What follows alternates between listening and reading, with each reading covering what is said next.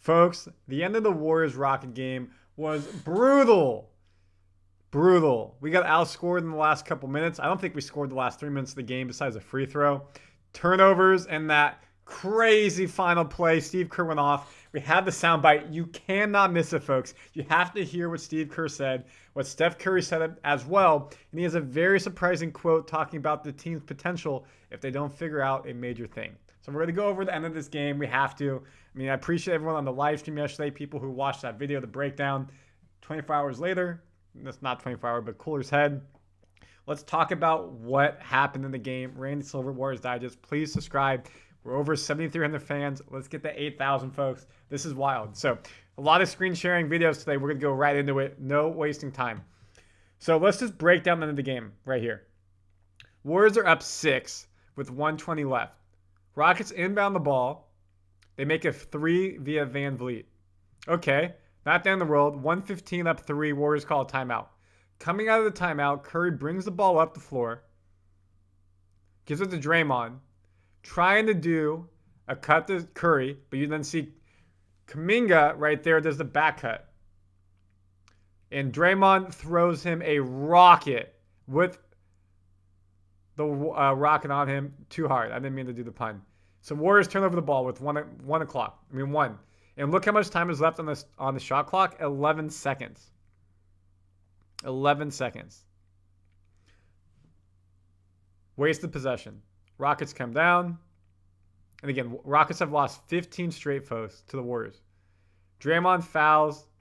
It was before the shot. So now we're at 32 seconds. Warriors up 3. Rockets get the ball. Inbound. Gets it in. All right. Warriors up 1 point with 27 seconds left. Shot clock is 24 seconds. Curry, let this run down and you're good to go. It makes it tough on them. They got their main man guarding. Curry goes away from the screen of Looney, creates the jab step space, and fair enough, this is a great shot for Curry. I love this shot for Curry. Look at the space he has. My problem is, look at the time. 12.7 seconds. No. And so the rim's out, doesn't go in. GP2 gets the ball. Right here, he should be calling a timeout. You can see Steve Kerr at the top, right there, trying to call a timeout. Referee has to be looking there. Referee has to be looking there. Obviously, the ball's out of his hand there. Curry, look at it on the court. And then here, this is the foul heard around the world with Kuminga on Green. They call the foul. Kerr can't believe it. 1. Jalen Green with the second clutch free throws. And then Warriors inbound play. You got BP, Draymond, Hield, Curry, and Kuminga on the floor. Try to do some type of play. You have to bring it in with no timeouts. BP gets the ball back. Could be a foul right here. Zoomed shot on Twitter. I did see one. Blocked. Warriors lose. And that's how we lost the game, folks. That's the end of the game. However, if you look at the beginning of the game, we started so bad. We got lucky that in the second half we came through. We had 14 turnovers in the first half, 16 points for the Rockets. We had 22 turnovers for the game, but you can't have 14 turnovers in one half. You're going to lose that game. 4 of 22 beyond the arc, 1 of 4 from the line, 18 points in the first quarter, 19 points in the second quarter. Luckily, the Rockets weren't much better. Then the bench, yes, Melton's out, so we have bench players starting like Hield, so it's not as deep as it was. But the bench just really isn't doing a lot. 7 points in the first half, 17 in the second half. When we had strength in numbers, bench getting 30, 40 points. So that hurts. That really hurts. Now, let's listen to Mr. Man Steph Curry talk about the end of the game. We talked about that we're not closing games well, and if it doesn't change, you're not going to beat good teams like the Rockets. Team trying to figure out who you are, what works, what sets we need to be in. Teams, selling out on kind of our standard pick and roll, which I usually can make plays. Like I said, I make that last shot. You might not ask about the last 2 possessions. It's kind of just the way the game goes. When you lose, everything is on full display. I do agree with that. We've seen Curry make those shots, Olympics, time and time again with the Warriors. He makes that up 4 2-possession game, but he doesn't And you have to question, is it smart to take that shot? 12 seconds on the game clock, 9 seconds left on the shot clock. The pattern of, scoreless kind of droughts down the stretch has to be addressed, or else we're going to be a mediocre team. I take responsibility for, not being able to get us organized or not being able to finish plays. Like, balls in my hands, I got to make shots. But I think we all can address certain sets that can get us into better shot creation type of opportunities, knowing how teams are trying to guard us, especially in the last 5 minutes.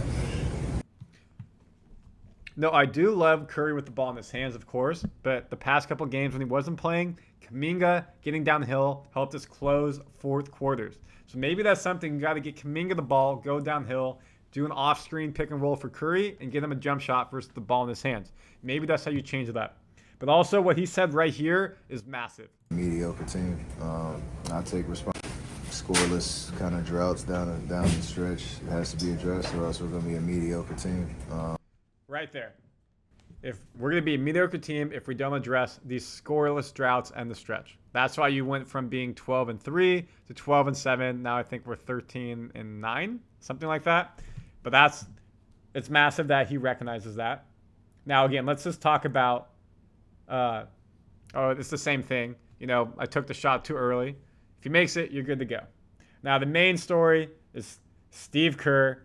We'll see how much of this I play, but he was not happy with the officiating. Let's look at this man's face. Enjoy, folks. What did you think of the foul call that kind of decided the game? I've never seen a baseball foul on a jump ball situation 80 feet from the basket with the game on the line. I've never seen that. I think I saw it in college one time, 30 years ago. Never seen it in the NBA. That is unconscionable. I don't even understand what just happened. Loose ball, diving on the floor, 80 feet from the basket, and you're going to give a guy 2 free throws to decide the game when people are scrambling for the ball. Just give them a timeout. Give them a timeout and let the players decide the game. That's how you officiate. Especially because the game was a complete wrestling match. They didn't call anything. Steph Curry got hit on the elbow, plain as day on a jump shot. Just clubbed right on him, no call. So that is facts. Missed a 3-point chance for them. It was a 3-point shot. You've established you're just not going to call anything throughout the game. It's a physical game. We're going to call it a loose ball foul on a jump ball situation with guys diving on the floor. With the game on the line, this is a billion-dollar industry. Get people's jobs on the line. I'm stunned. I'm stunned. I give the Rockets credit. They battled back. They played great defense all night. But I feel for our guys. Our guys battled back, played their asses off, and deserved to win that game, or at least have a chance for one stop at the end to finish the game. And that was taken from us by a call that I don't think an elementary school referee would have made, because that guy would have had feel and said, you know what, I'm not going to decide a game on a loose ball 80 feet from the basket. Okay, folks. Kerr just went off on him. Elementary school referee not making that call. Expect a massive fine coming to Steve Kerr, and he knows it. He's using the media there. Now, in the post-referee media scrum, they said, why was a loose ball foul called on a scramble situation 80 feet from the basket in the final seconds? Kennedy, main referee.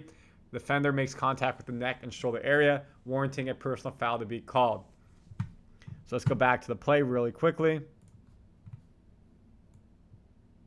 So you see right there, GP gets it. Green dives. Kuminga's top. Unfortunately, we got the bad man just blocking us. And they are saying there's a foul there. And then, of course, he makes the 1 out of 2. Now, I do agree with Warriors battled back, but you can't play such an egregious, atrocious first half and expect to win against a good team. Rockets are above us in the standings. And that game accounted for going to Vegas and accounted for regular standings. Now we play Dallas at home on Sunday, who lost to OKC.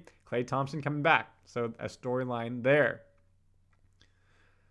Would have been nice to be in Vegas. Of course, Curry, Green, Kerr have not won the NBA Cup in the second year. Would have been a nice little trophy to add there. Lakers, LeBron, the only team to get it. Now you'll have OKC versus the Rockets, and you have Milwaukee versus Atlanta. And I read some report that tickets are plummeting because it's not the teams people wanted, even though you got Giannis and Damian Lillard there. So, folks, tell me your thoughts day after. Let me know what you thought of the quotes, analysis. Warriors, I like that we're in the game. Less turnovers and finish games. That's what we need. And hopefully we can do that better because we need it. Or we're going to be a play-in team at best.